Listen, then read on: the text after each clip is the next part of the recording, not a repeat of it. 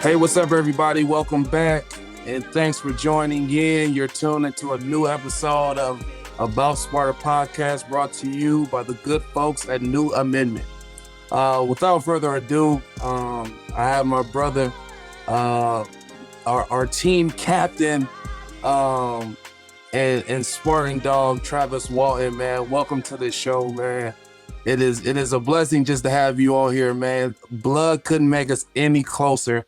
And for you to be able to join me here at About Sparta podcast, man, it's truly a blessing, and I can't wait to get your intake on some of these games and get your professional opinion on what we need to do to be successful throughout the year. So, without further ado, let's give me some and get a fan some insight about what you've got going on with your life right now. Man, I appreciate that. I'm excited to be on this with my brother. Like you said, blood couldn't make us no closer. We got close when we first got to Michigan State, recruiting you, and we talked about it, like this Ohio thing. We both from Ohio. So yes, sir. The show with us is exciting. But before we start anything, I got to give you your flowers, brother. Such an amazing 13-year career. I know it just came to an end, obviously cut short during the season. But I'm so excited for you, man. It's been just an amazing 13-year run for you. Not too many people can say they played the game of basketball as a job for 13 years, my brother. So I know you have been able to take your family, your kids, your wife, your moms, all around the world, see things that very, very few people get to see, brother. So I just want to congratulate you. As they say in the 22s and the 2000s, give people their flowers, baby. I'll give you your flowers. Congrats. No, I appreciate that, my brother. I appreciate that. Yeah, man, it was a sad career-ending injury that I had, but I'm excited, man. I'm excited to see what the second part of my life has in store for me, man. And I'm ready to just get to work, man. Starting with this podcast here, so man, let's do something big and positive, man, and let's turn this thing out. Like I said, though, let's talk a little bit about what you're doing, man. I know you're a top trainer. Just give us some names of who you've trained in the last couple of years, man, and just give us some insight on that. Yeah, man. So I've been doing my training stuff, been doing it full time since 2018 now, and had the opportunity to work with a lot of good players, high level, professional athletes and college guys. Some of the guys I work with, obviously Draymond Green is my main guy that I work with. I had Kennedy Chandler last year, who got drafted by the Memphis Grizzlies. Isaiah Todd, who got drafted by Washington Wizards. Had an opportunity to work with Devin Booker before, D'Angelo Russell. Just a lot of different guys. In this basketball world is really small. So being able to work with those guys and even guys, like I said, high-end college guys and, also made it to the league, not long career, Tyler Eulis, that's family. Xavier Simpson went to Michigan. Just saw a lot of different names, man. There's always, in the basketball world and training, you always get different guys that drop in inside your workouts. So I had an opportunity that last year, DeMarcus Cousins worked out with us in Vegas, which was really dope. He's a great person. So to be able to work with a lot of different guys. Also, you was with us last year, getting it in the last for sure, man. For sure, man. Sure, yeah. Not to toot my own horn, but I try to do what I could do when I could do it. But yeah, man, that's truly a blessing, man. Now I know you were on the coaching aspect early in your career. Which one do you prefer? Do you prefer more coaching, or do you prefer the more personal training aspect of basketball? Well, I think there's two different agendas, right? I think when I'm coaching, right, you have a organization out view, right? It's like what they looking at for the player. And when you're working with players individual, like it becomes more personal, right? You're looking for the best interest of the player. So I enjoy both sides. The one thing, and it's crazy, the thing I miss a lot about coaching, I like my swag, right? So I like the suits. But like now, nobody wearing suits. You feel me? They all wearing the polos, and you got different styles with the coaches. So I enjoy dressing up. I enjoyed the locker room, that camaraderie in the locker room, getting prepared for shoot-arounds or just the things that come with being inside of an organization. And then the training I actually enjoy as well, right? Because you get to take someone and you get to talk to them about like what can they add, what's their value. And when you're dealing with guys that are professionals, right, they're making a change. And that change is a lot of these guys were the big dog on campus. For sure. Now they're stepping into a organization that they're finna go through some changes. And those changes, they don't know what's going to happen. So for me, I'm able, because I've been blessed to be around 4 championships with Draymond, right? So I've been able to see a unique situation with the Warriors up close and personal. And they have a unique situation, which is why they're so good. Right. But I also been able to see guys come in throughout other organizations. Some guys stick, some guys don't.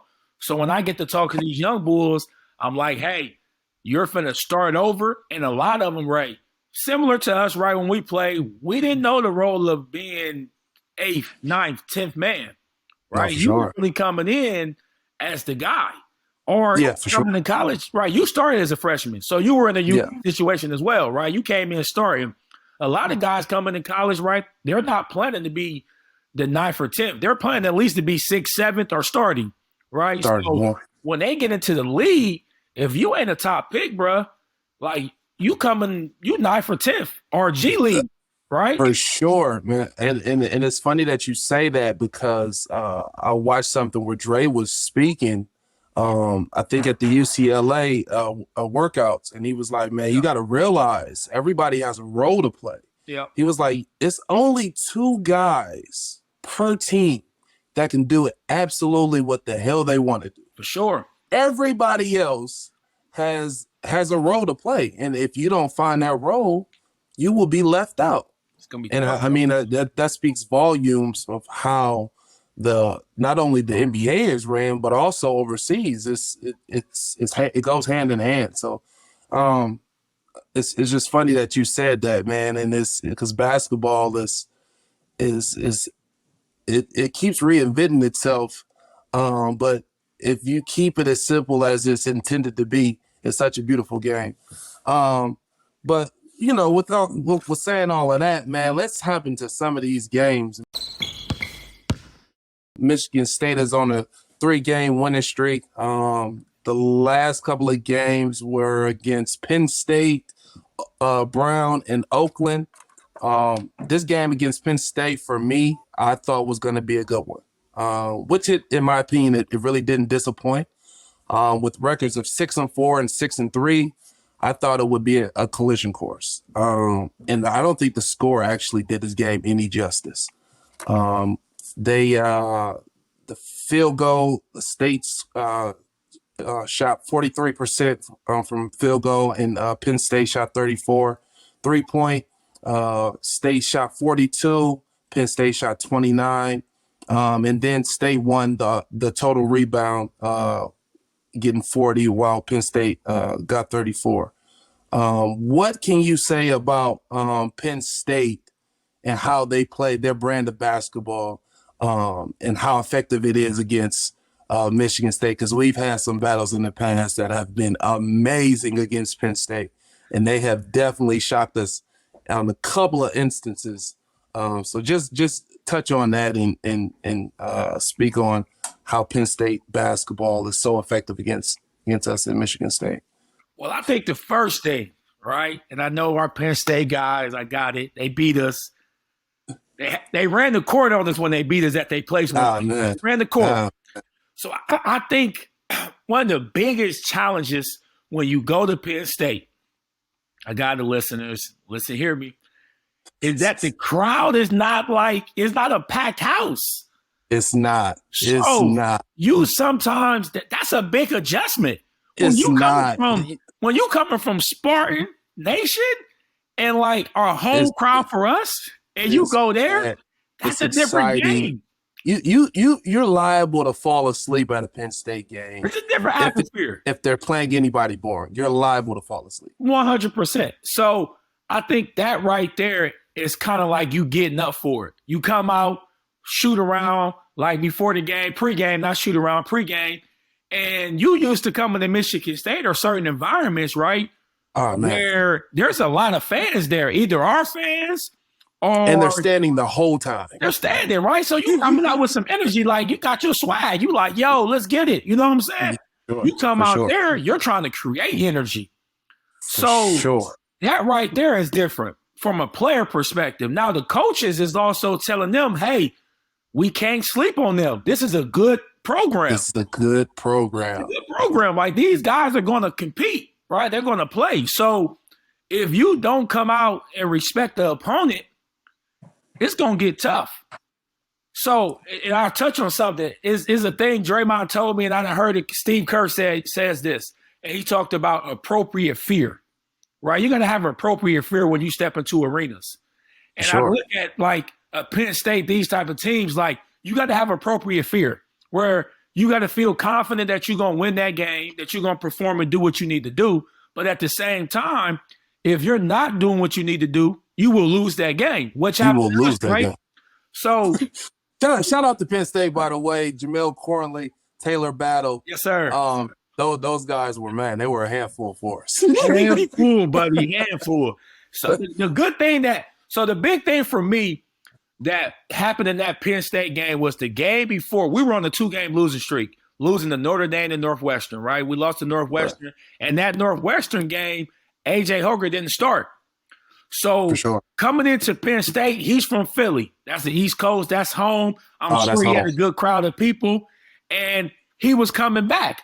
He had a great game. He had 23 points, 6 rebounds, made some huge plays for us down the stretch. So that was really big for me to look at him and go, okay, you didn't start. You played well against Northwestern, had some good plays, but now you get inserted back into the starting lineup. You at home, kind of a home game for you. How you going to hold it down for us because we just lost our first opener in the Big Ten. So he came out and played really well, right? Really well, really good, really well. You know what I'm saying? It was actually funny that he played so well because on the other side, Penn State has Pickett, and man, this guy's a handful, man. He had 13 points, 17 rebounds, 8 assists as the point guard. His game actually reminds me. I don't know if you remember this guy, Jamont Gordon, that went to Virginia Tech. Yeah, not super fast, plays at his own pace, a little shifty, but can post up, can pass, just has a great feel for the game, man. So this guy, he's ahead of his time, and I hope he can continue to keep putting up these numbers because this guy is one heck of a player. We also had like you said, AJ scored 23. Hauser scored 12 and 15, and then Tyson Walker, man, who has pretty much been the most consistent on our team, scoring 14, 3 and 1. Yeah, man, I thought it was a great game. We ended up pulling it out later in the second half, but it was a game that I was most definitely looking forward to, and I was excited that we could pull it out versus Penn State in their arena. One second. Let's on this real quick before we go. Like Jaden Atkins, we're gonna touch on him these next couple games. Oh, for sure. Let's speak on that. That Penn State game also, right? Jaden had 7 points and he was 2 for 3 from the 3-point line. And when we get to recapping these games, like this is a good game that he's starting to find his shot. And then I told you before, right? Like Marty, we know the Michigan State way. And sometimes as viewers, right, you look at it, I was in that role, right? Sometimes I wouldn't score much, but my minutes were consistent. Marty had 0 points and 5 rebounds, but he played 18 to 20-some minutes. So his minutes been consistent, and he's been playing well for us. So we kind of, in that double-double by Joey, those 15 rebounds, those are big time without Malik Hall, right? So having him step up and rebound the ball like that on a double-double is like huge. For sure. Yeah, man, like you just said, it is so funny because a lot of Maddie's stats don't always show up on the stat sheet. This guy he's a big physical, athletic big. The great part about Maddie is he sets great screens. He does a lot of things that, like I said, don't show up in the stat sheet, but you need to win games in those type of environments. So Maddie's contribution is huge whenever we can pull out a win. Yeah. Moving on to the Brown game. It's funny because it was a family affair as Michigan State faced the scrappy Brown team. Paxton Wojcik, son of assistant coach Doug Wojcik at Michigan State, brought a ton of energy and toughness, even though the game was out of reach for the Bears. It was a home game for us. I think the guys just had way too much energy. They played sporting basketball like they always do, and they were able to pull out a pretty easy victory, winning by 18 points. A couple of players that shined in that game: Hauser, 22, 4 and 5; AJ, 17, 4 and 4; and then Tyson with 10 and 2. Wojcik actually for Brown didn't play too bad. He had 10 points, 13 rebounds, and 4 assists. They tried their best, man. They're just not on our level, I think, talent wise. It just didn't work out for them or in their favor. And I think it worked out for us though. We came out with that energy. We played hard. We struggled in the first couple of minutes, and then his had one of his famous punch in the hand timeouts. Like, come on, guys, what's going on? Everybody knows his and how he gets. So after that timeout, we seem to get it together. And tell me what you thought about that game and who stepped up for us. Yeah, I think, again, it was a three-headed monster, right? With Joey, AJ, and Tyson. They all played really well. Like you said, Joey had 22 points. He was 2 for 4 from the three-point line. When he's making shots for us, it opens it up, makes him feel a little bit more confident. AJ had 17 points. So the Penn State game, AJ went 6 for 6 from the free throw line. The Brown game, AJ went 4 for 4 from the free throw line, right? Like making free throws, right? Because he can get down there, make some plays, finish. He got that body. So him making free throws is big. And post up, like he's different than what we had in the past where we can throw the ball to him in the post.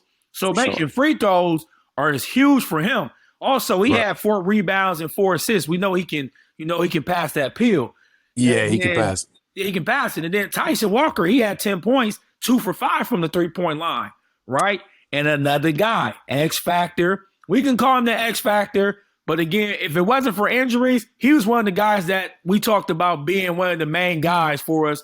Again, Jaden Atkins, right? He had 9 points, but he was 3 for 5 from the three-point line, right? Sir. Against Penn State, 2 for 4, came back at Brown, 3 for 5. You know what I'm saying? And then again, Marty, kind of that unsung hero, 0 points, 7 rebounds, setting screens, getting rebounds.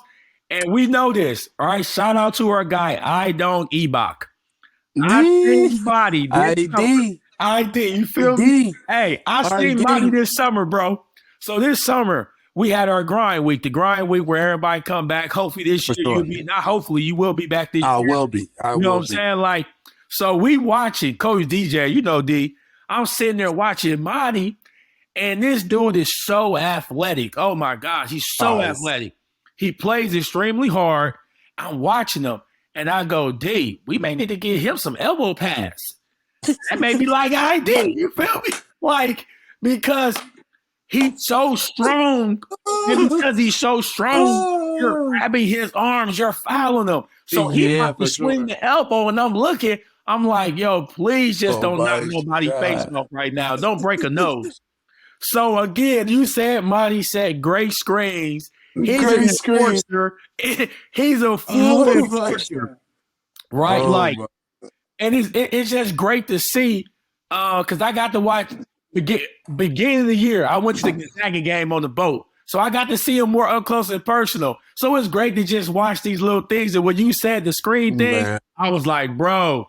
It's funny that you brought up ID because they are one and the same, bro. They play exactly alike. ID was known in practice for setting the most illegal screens. The most. And everybody wanted to fight ID every day in practice because, bro, like, first off, we're in practice. Stop moving the screens. ID, if you move the screen again, I'm running through the screen.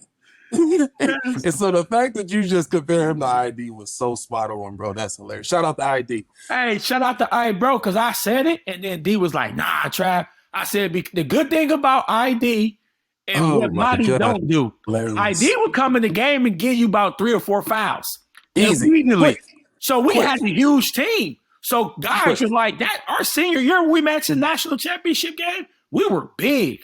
Huge. So when those guys would come in the game, they were playing 8 to 13 minutes. But those 8 to 13 minutes, whoever they played against, they felt every minute because what? it was going to get physical. Listen, you played against us. By the end of the game, you had to get in that cold tub. Yes. You had to get in that your body was extremely sore at the end of that game playing against us. Yes. With the big guys that we had at Michigan State. Hey, and the one thing we missed, Ray, is when we were on that 2-game losing streak, we had lost the rebound battle. And the rebound battle was huge. Against Penn State, we was +6 on the rebound battle. Against Brown, we was +7. You know what I'm saying? Like, rebounding stuff was huge. The year we made the national championship game, even when we won in our best years in Michigan State, our rebounding, we're one of the top teams rebounding the basketball. That's every thing. Every year. I think is really makes a point for all his teams to be a great rebounding team. Bro, do you remember that game? I want to say it was against Illinois. We got our ass kicked against Illinois. And coach was like, you know what? Tomorrow is off. He was like, come here at midnight.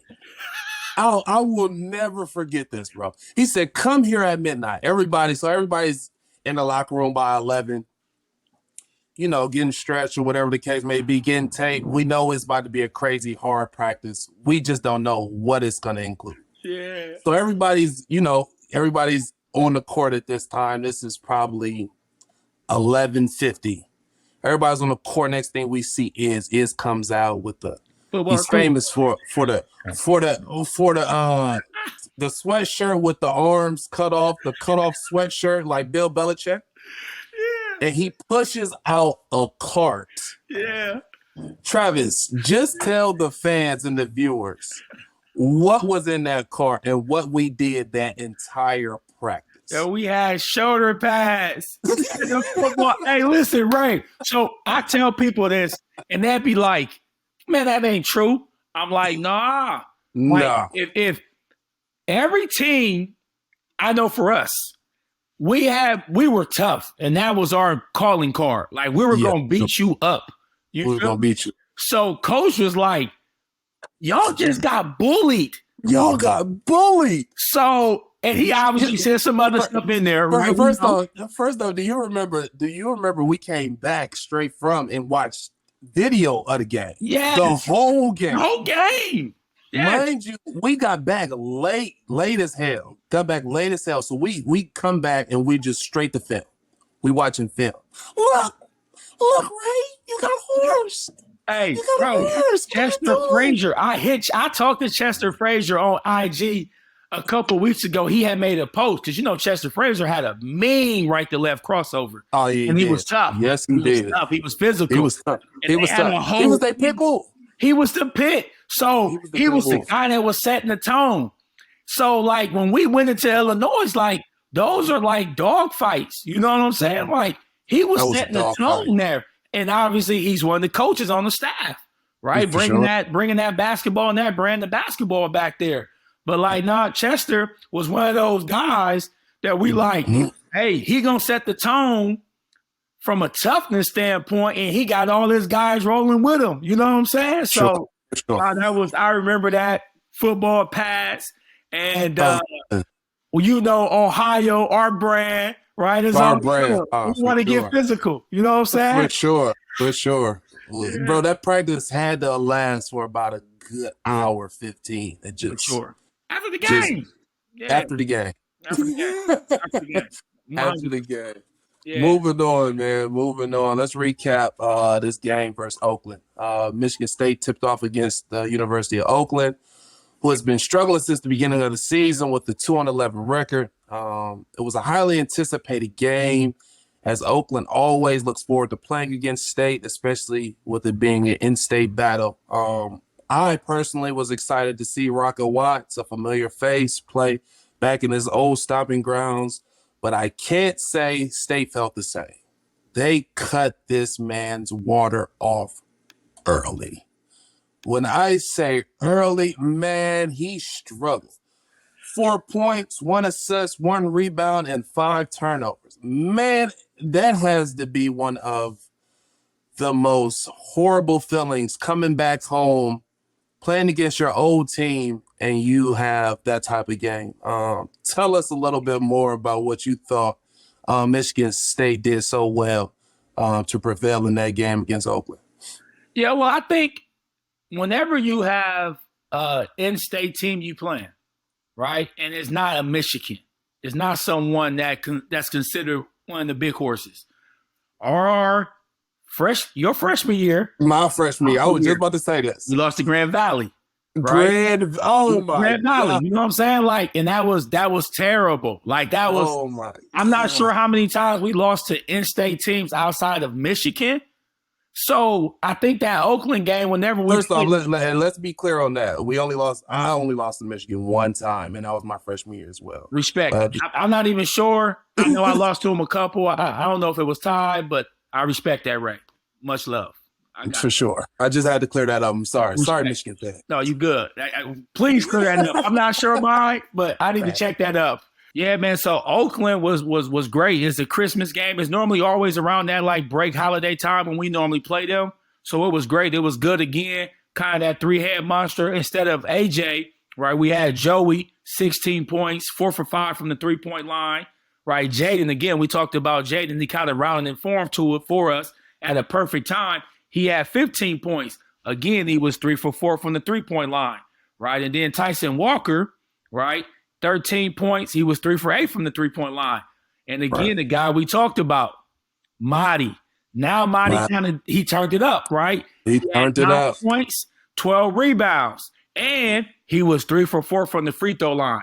So we're seeing this like transformation in Marty, right? Game after game where he's playing well. Some games he can score, catch the lobs, finish around the basket, which is great. And whenever he can make his free throws, you know, it's really big for us. So that's always a great game for us.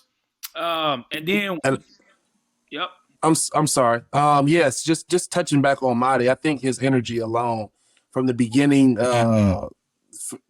few minutes of the game, he caught a offensive rebound, put back and one, got an alley-oop, and finished it over somebody. And then he got a block, and I think he sent it to like the third row. So Marty his energy was huge for State, man. And he, like you said, he's been playing excellent these last couple of games. I hope he can continue his streak. Hey, so Ray, if you are a Spartan fan, bro, and I always say this about Michigan State, because when people think about the Big Ten, they have this like it's slow, it's just banging, right? Obviously high IQs, but Michigan State, we want to get up and down. Like we want to get the ball out, push the ball up, have some highlights. So if you're a Michigan State fan, going to this Buffalo game, I think it's going to be exciting. Buffalo right now is averaging 80 points a game. We're averaging 70 points a game. So that tells me Buffalo wants to get up and down. Sure. And their last game, they won. They scored 129 points. You feel me? So for me, I'm like, yeah, you thinking that you're going to come in, y'all going to speed the game up. They got run it up. Guys that's playing well for them, right? One guy averaging Curtis Jones, he's averaging about 15 points. And their coach is going to say, push the pace. Let's play. So if you were a fan, we like, oh, this is what we want. We want you to come, play fast so we can get out in transition and have some highlights. And this is a perfect game for us to run the score up. Everybody has some dunks, hit some shots, play really well, and get prepared heading into the Big Ten, right? New Year game, heading into Nebraska, first game of the new year. You know what I'm saying? Like, so I'm excited for this Buffalo game. Yeah, me too, man. Like you said, look, first off, let's be clear. their record does not speak on how good they are. This 6-6 record is a fluke. They lost some tight, close, they lost some tight knit, close games that they probably could have easily won. But man, they have a lot of talent, and I think their identity is the more possessions, the better chance they have of winning. They get up and down the floor. And man, I like you said, I think it's going to be an exciting game, man. These guys are, they're athletic, and so are we. So I'm looking forward to this game, just seeing how we play against Buffalo. Yo, Ray, maybe is this one of the games? I'm not sure. Is this the game where we bring in the the old former Izzo fans? You know, we had one of those games the year so right? Yeah. Just like one of them chicken games, right? Like where you present holidays. Right. It was Merry Christmas. I give you a couple presents, tickets to the game. You might be right. It's an exciting game. You know what I'm saying? Like, you might have hit it right on the head with that one, bro. You might be right, man. So yeah, man, this is definitely one everybody should be tuned into, because I think this game is definitely not a sleeper. Everybody's gonna be locked in to try to get this victory. With that being said, man, let's speak about Nebraska. They're 4-8 right now, 0-2 in Big Ten. How do you think they're gonna play against Michigan State? And what does Michigan State need to do to pull out a victory versus Nebraska? The motto for most colleges, most everywhere: New year, new team, baby. New year, new team, right? New year, new team. It's the first game in the new year for both teams.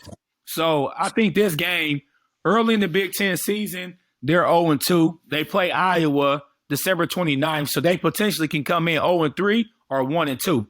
1-2. It's going to be we 1-1. So this is a good game for us to kind of get in the winning side, come out 2-1. But like I said, it's early in the Big Ten year. You can't overlook no opponent. You got to come in with it's Big Ten play. So all records are out the door. Like we said, that motto, I think that's the motto for every program, most definitely. Team, business, new year, new team, new wave, right? So I think we got to come in prepared. We're very similar in statistics, right? What they average point-wise, 68, we had 69. Like, I think a lot of the field goal percentage, they had 44, we had 43.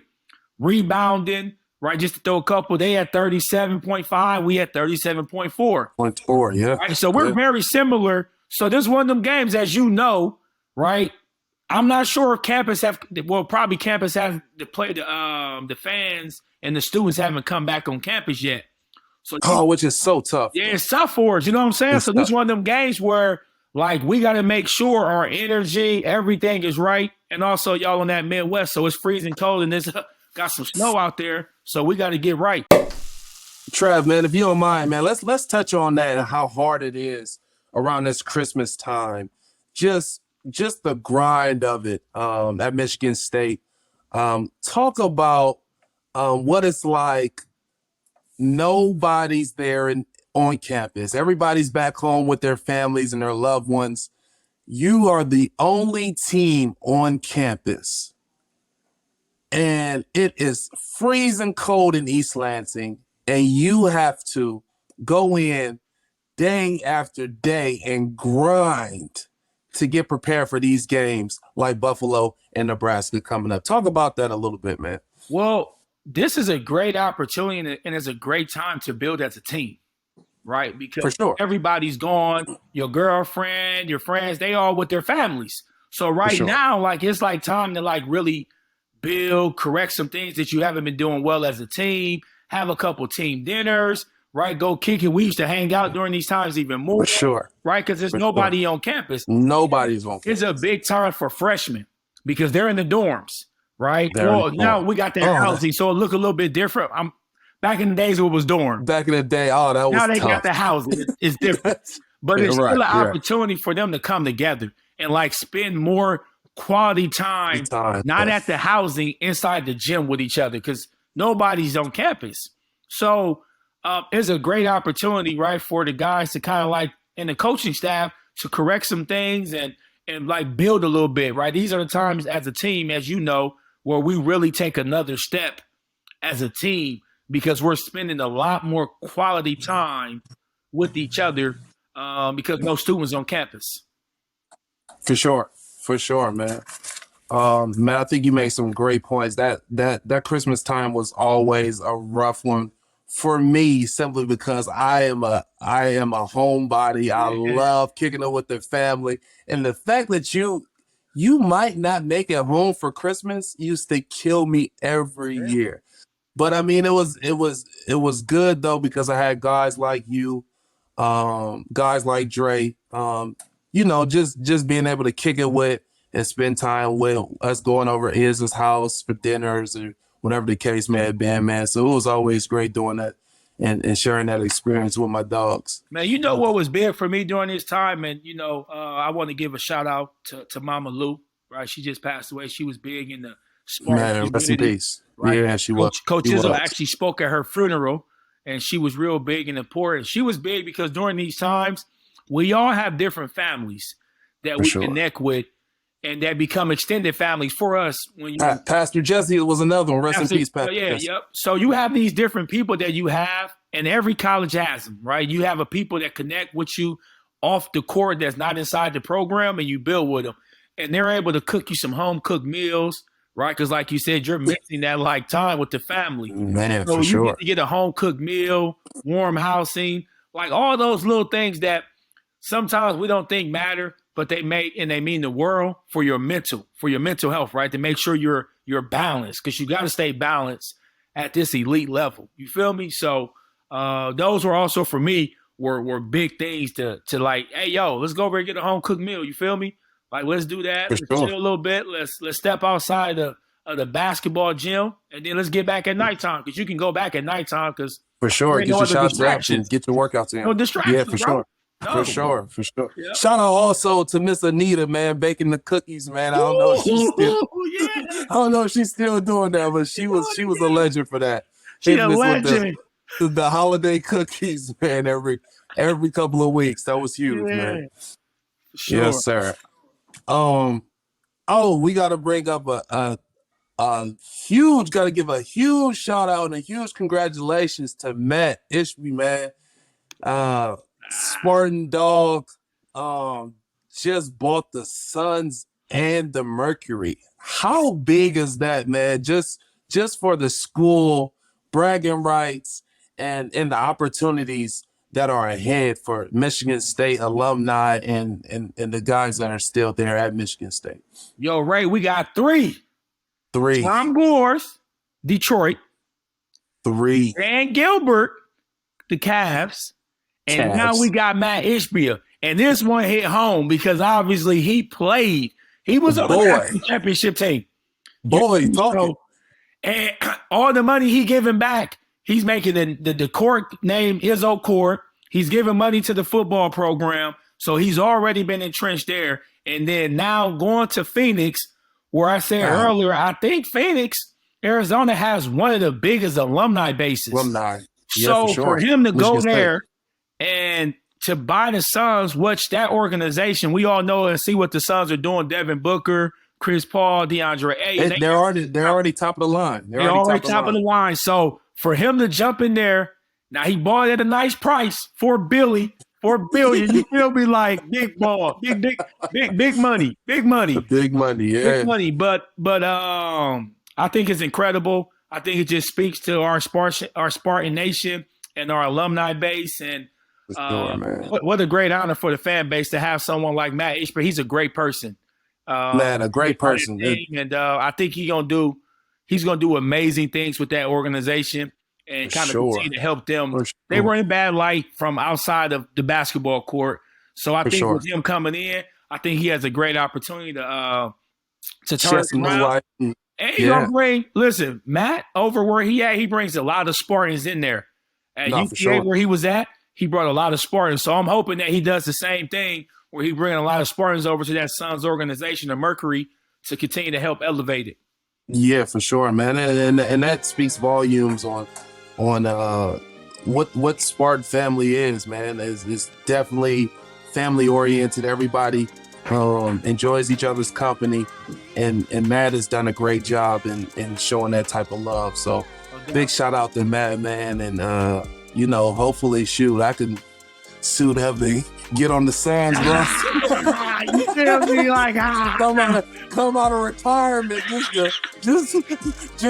to suit up for a couple of carries. Give me a couple of 10 days. Hey, give me a couple of 10 days. Hey, Ray, man. them 10 days is healthy. They hefty. Yeah, hefty. Yeah. Hefty bags. Hefty bags. Yeah. Yes, sir, man. But yes, sir, man. Man, I'm so glad, man, that we got a chance to do this, man. Trav, like I said, is my brother, man, and the fact that you were able to join me now on this podcast, it speaks volumes, man. I couldn't be more happy about this opportunity given, man, and hopefully we can continue this and keep doing our thing, man. Hey, what they say, the 3 good things, if you can do it every day: laugh, smile, cry. We're going to do that, baby. You, brother, for sure. I love you. So I'm excited for it. I'm excited. For sure. Logging off, man. Logging off. It's been a good one.